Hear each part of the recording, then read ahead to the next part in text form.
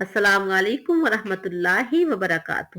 آج ہم اپنے پیارے پیغمبر صلی اللہ علیہ وآلہ وسلم کی وہ بتائی ہوئی خوشخبری پڑھتے ہیں جو جہنم سے آزادی اور ایک مقبول دعا کے بارے میں ہے۔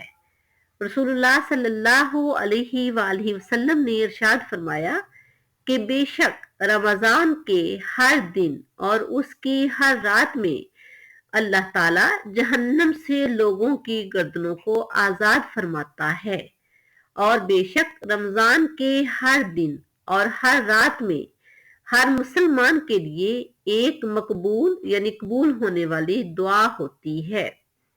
اللہ تعالیٰ سے دعا ہے کہ اللہ تعالیٰ ہمیں رمضان المبارک کی برکتوں سے فیض یاب ہونے کی توفیق عطا فرمائے۔ اللہ تعالیٰ ہماری دعاؤں کو قبول فرمائے۔ اللہ تعالیٰ ہماری گردنوں کو جہنم کی آگ سے آزاد فرمائے۔ اللہ تعالیٰ ہم پر اپنی خاص رحمتیں نازل فرمائے، ہماری ہر طرح کی پریشانیاں دور فرمائے۔ آمین یا رب العالمین۔ السلام علیکم۔